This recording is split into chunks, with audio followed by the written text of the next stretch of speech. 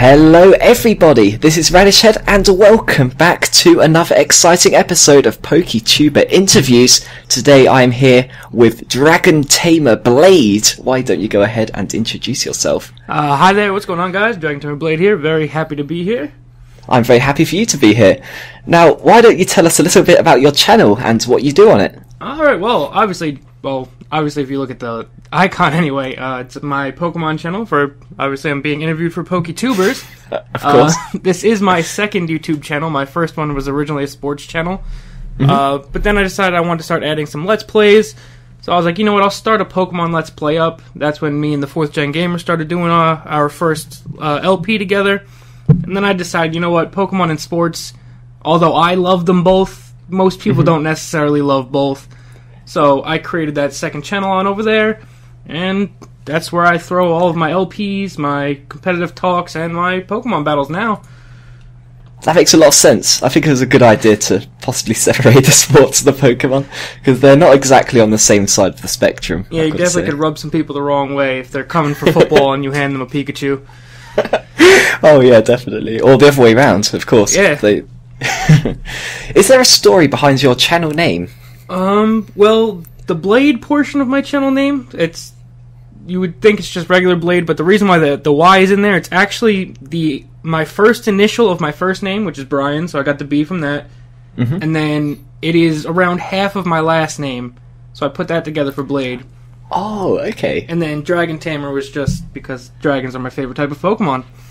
So if you're in the Pokemon world, you would be a Dragon Tamer? Exactly. That sprite and everything. Lance is my idol. Oh, awesome. Well, I mean, Lance has a fantastic cape, so... Oh, that cape is ridiculous. It's brilliant. What was it that inspired you to get into YouTube? Well, considering my first channel was that sports channel, I had started watching a lot of Mr. Hurricane and Not As Fan. Probably only sports people would know who they are. But I started watching them a lot, and I was like, you know what? I like playing video games all day. It's what I do anyway. So what better way to have more fun than to upload those video games and kind of be in a community, I guess? Yes. Have a bunch of online friends and do it together with that. So I was like, why not try that? And I discovered along the way that I actually have a lot of fun making videos, so even if nobody watched them, I'd probably make them anyway. Oh, fantastic. I mean, it can also help you to feel more productive while you're playing your video games as well. Yeah, because then you're playing them for a reason. I'm not just wasting time. Or at least you could pretend you're not. I call it homework because I'm studying video games in college, so I was like, you know what? Every time I play, I'm doing homework.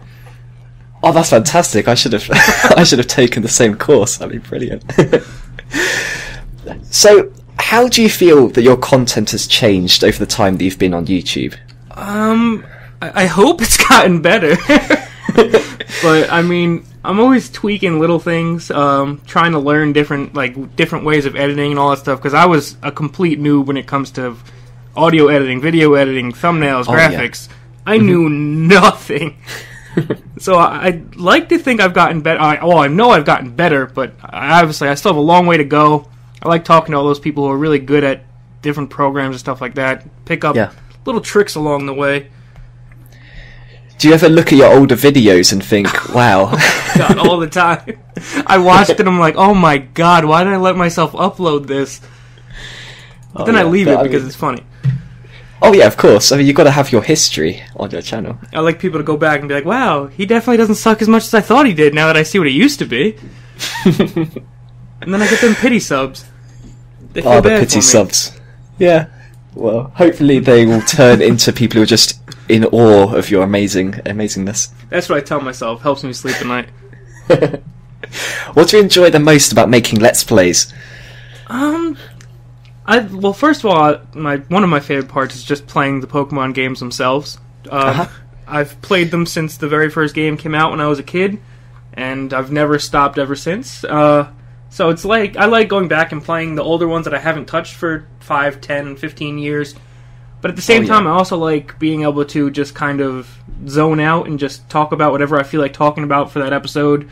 Talking to nobody in particular, but you're also talking to everybody, because you're talking to all your subscribers at the same time. Yes. So it's very therapeutical just sitting there talking to nobody but everybody at the same time. That's an interesting way of thinking about it. It's very therapeutical in some ways. Is there a most difficult thing about creating content on YouTube that you found? Most difficult thing for me is definitely consistency. Because there'll be times where I'll bang out like 3-4 videos in a day for a week straight. I'm like, alright, I'm in this great groove. And then all it takes is one thing to happen in your real life, like a test in school, something like that, and you won't make a video for a day, and then it can get hard just to get back on that train of consistently making something every day. Oh yeah, definitely. I mean, we're really at a point of our lives where there's a lot of potential things that could come up in school or home life or whatever. It's not like when you're in school, it's not like you've got a stable life as such regarding homework or exams or anything. Lots of things could come up, and the littlest thing can knock you off, especially if you're someone who doesn't have their own house. Like, assuming a lot of people who do YouTube are either living with their parents or a roommate or something. You don't get all 24 hours a day to record. You might only have a 2-hour window, and if you miss that window, that's it. You're done for the day. Yeah, that's right. It also makes it more difficult to sort of record lots of them at the same time and then schedule them up if you've only got a small window to record them. Yeah, that makes the consistency even more important there. Now, how do you decide which games you're going to play?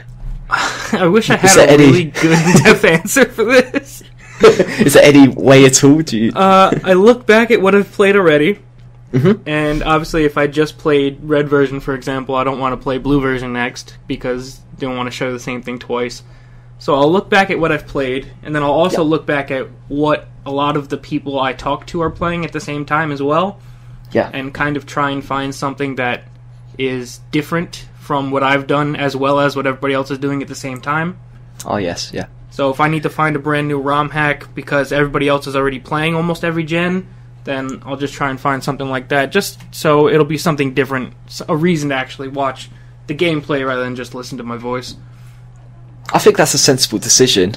I mean, you've got to have your own reason, I suppose, why people would want to watch your videos, and one of the best ways to do that is to be producing content that you can't see anywhere else. And in the Poketuber community, I mean, it's such a large community that it can be difficult finding games that people aren't currently playing. It's difficult. You can look anywhere and see damn near every single game everywhere. Yep, even the smallest ROM hack, I'm sure there's somebody doing it. But now, I know that you do Nuzlocke challenges, and I am curious as to what the worst death you have suffered on one of those is. Luckily, I've done, I'd say, a pretty decent job so far of avoiding a lot of deaths. In the tag lock, I only lost one, and it wasn't that bad because it was our second water type. But probably my worst would be in Floor Sky, which is my most current one right now. I had this completely beast mode. Well, oh man, it's actually two options for this one. I'll go through both of them real quick. Go for it. I had this completely beast Staravia. And I was like, oh man, this thing is running through the game. It beat Whitney's Miltank and all that stuff. Not Whitney's Miltank. It beat the normal type gym, which was quite similar to Whitney's Miltank. And we were beasting through the game, whatever. And I finally fight this random trainer on a route. And this guy had like a Machop or something like that. So I sent out my bird type because I was like, alright, I got a type advantage. Yeah. So I hit this thing. It doesn't die in one hit. And then hits me with counter. And just completely destroys my Staravia. It's that heart-dropping moment where it's like, Machop used counter, and then you're like, uh-oh, how much... Those are the things you only see in ROM hacks. Something completely destructive like that, that's out to ruin your day. And I was like, oh my god, this is terrible. It's just like an anti-Nuzlocke. And then my second one was, Turtwig was my starter in that game. And I think we got to the normal type gym leader, that's where we lost him. And it was a shiny...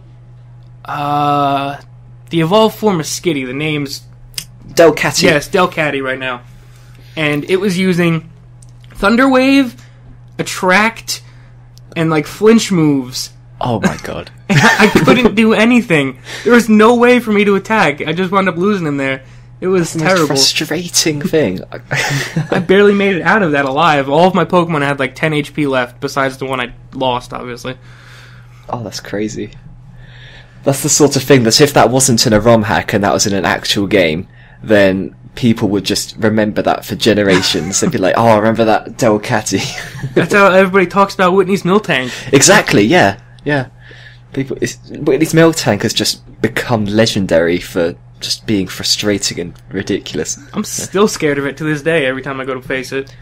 Oh, me too. I mean, I actually just came out of Whitney's Miltank in a Nuzlocke, and I've lost 4 of my Pokemon to it. So.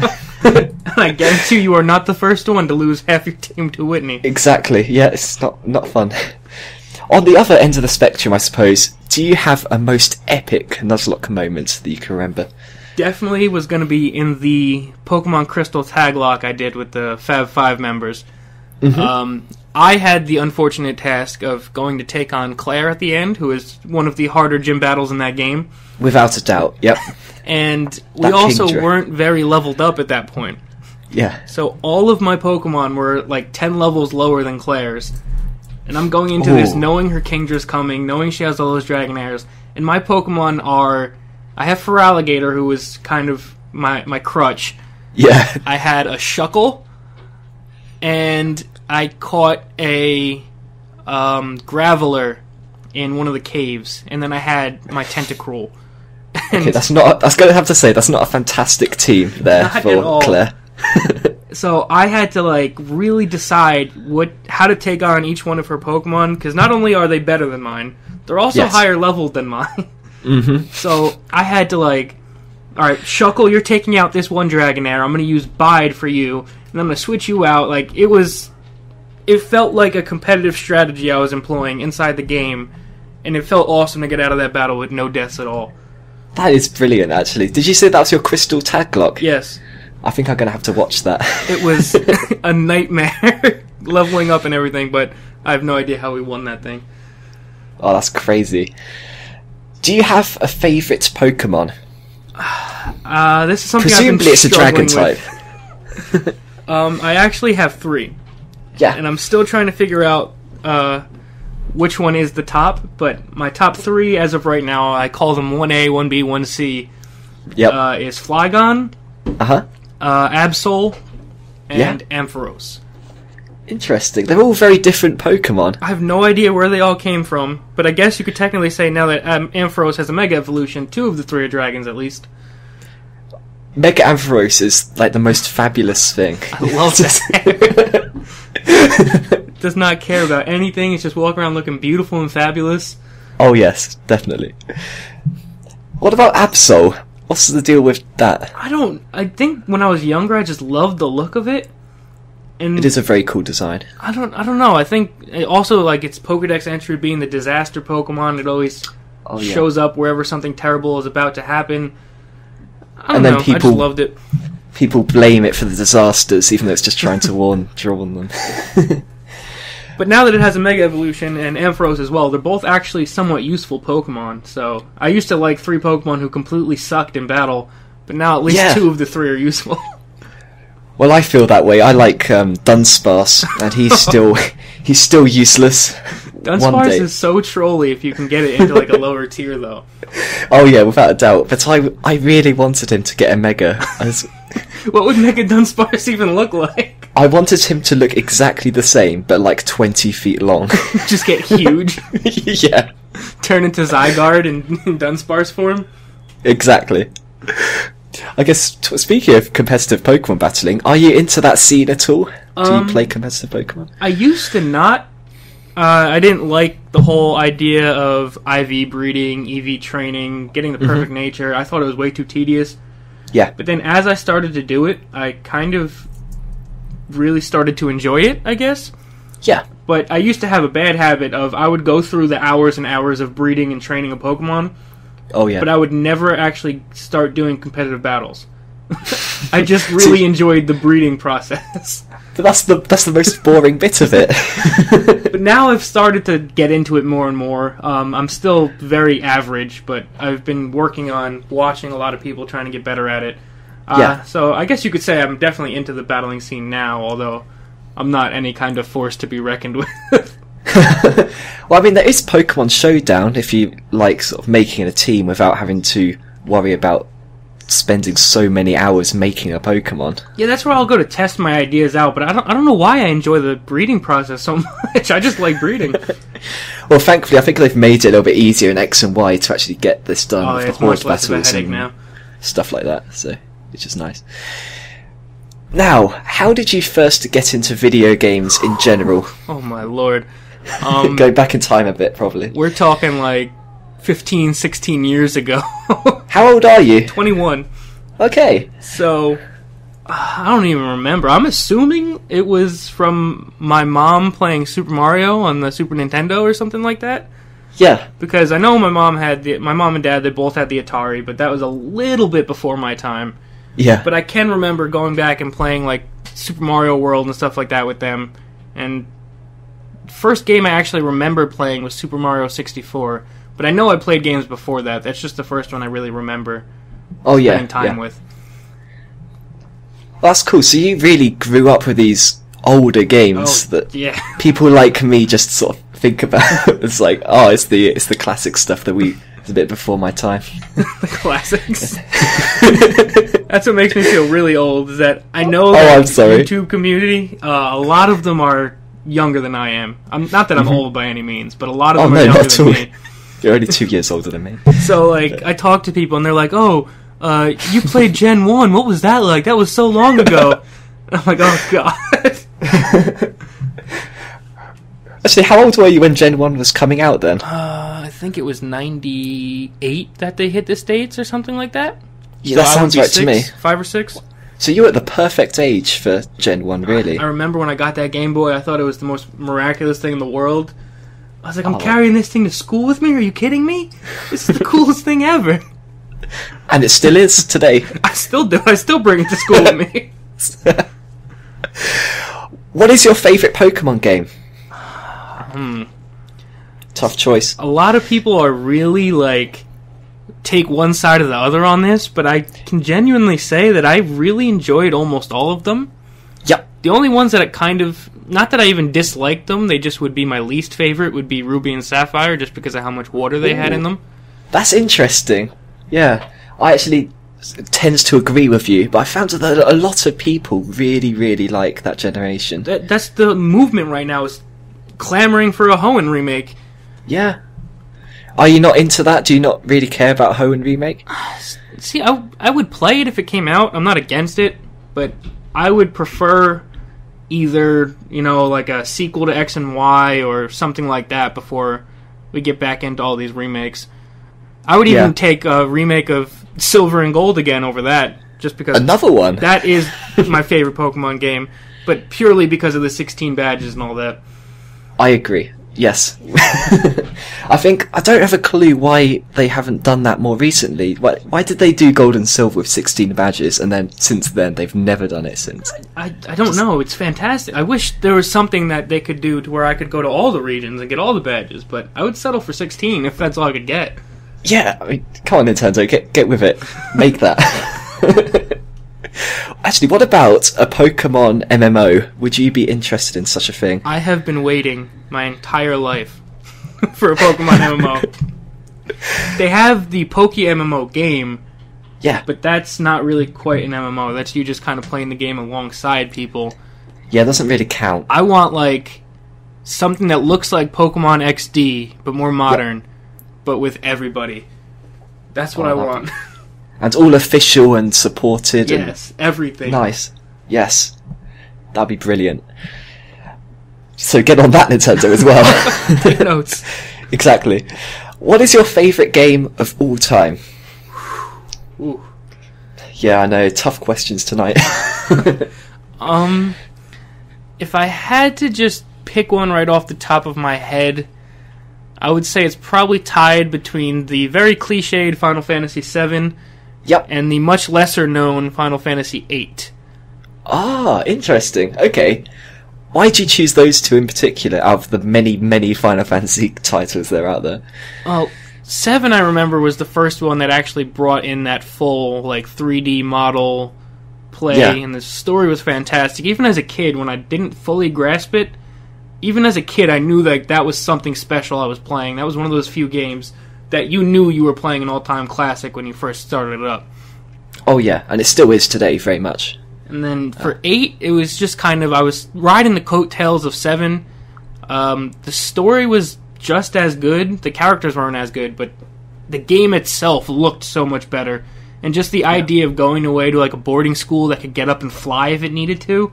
Mm-hmm. As a kid, I was like, I want to go to a flying school. Are you kidding me? Well, it's like everybody when they were younger wanted to go to Hogwarts. Oh my god, I still would. I would go in a second. Of course. So, I'm assuming you're one of the people who is looking for a Final Fantasy VII remake. When they first showed it, when the PS3 first came out, and they showed that demo of what an HD remake would look like, yeah, I felt tears welling up inside of myself. I was like, this is the greatest day of my life, and it turned out to be nothing more than a tease. Yeah, it just hasn't happened. I still think, I know they say that they're not going to do it. Yeah, they've been remaking most of them. Yes. So they seem to be going through them in order, almost. So, yeah, I'm pretty sure they'll get to it eventually. Even if it's like Square Enix running out of money, they're like, what will make us money? Oh, obviously a Final Fantasy VII remake. That would make them millions. Or even remake Final Fantasy Tactics for me first. That was a great game too. Oh yes, that's one of my favourites actually. Especially the more recent DS one, Final Fantasy Tactics A2. Oh, I love the DS ones. I love the War of the Lions remake for the PSP? I think it was for the PSP. Yeah, it was. They've just got so much content to those games. They're just brilliant. Now, back onto your channel, I suppose. What do you see in the future for your channel? I'm hoping more of the same. I have some ideas of directions I'd like to go for the future in terms of ways to improve my series and ways to improve my content and all that stuff. But I'm just hoping that the future of my channel is much more consistent. I would like to turn up, now that I have my capture card for X and Y, I would like to start getting back towards the 2 videos a day I was doing before X and Y. Yes. It takes a little bit longer now with the capture card than just recording on my computer. But I would like to start amping it up to 2 videos a day, expanding my horizons a little bit, working with different people, all that stuff. But obviously, that's all just going to come down to me being consistent and keep on working. That sounds brilliant to me. Do you have advice for other YouTubers or anybody who might be interested in making videos for the future? Yes. First of all, you need to enjoy it. If you're doing this for the fame, the money, anything that isn't just because you have fun making videos, you're doing it for the wrong reason. You're going to be miserable. You're going to hate the entire time. Everything about YouTube is a slow process. You're not going to just hop on and gain 10,000 subs overnight. So you might as well enjoy the ride while you're doing it, because if you don't enjoy the ride, it's not going to be fun at all. Also, this was the part that I was struggling with at first. If you're going to take YouTube seriously, I wouldn't say do this right away, but if you test it out and you see that you want to take this seriously and take it to the next level, you're going to have to put out some money. You're going to need to get that good mic. You're going to maybe need to get a capture card if that's the direction you're going with your channel. You're going to maybe need a webcam in the future. You're going to have to spend money. And it sucks because I hate spending money. But if you take it seriously, you're going to have to put that money out there to put yourself onto that next level. I think that's good advice. I mean, sometimes it's just those first few seconds of the video and audio quality where people decide whether they're going to stick around or not. Yeah, if somebody turns on your video and it sounds like you're recording through a potato, more often than not, they're just going to turn it off. Because there are so many great content creators on YouTube right now, everywhere. There's great people who aren't even discovered, who have like 10 subs and are putting out fantastic quality videos. That it's so true. You don't know when your first impression is going to be. You don't know what video is going to be the first time a person sees you. So you need to make sure that every single chance you get, you're putting out something that you're proud of for that moment. It needs to be your best video you have at that moment. I think that's fantastic advice. But and that does wrap up all the questions that I've got to ask you. So, DragonTamerBlayde, thank you so much for agreeing to participate in this interview with me. Thank you very much for having me. And everybody who is watching this video, please check out his channel, because his videos are fantastic. But until next time, thanks a lot for watching, and goodbye. See you.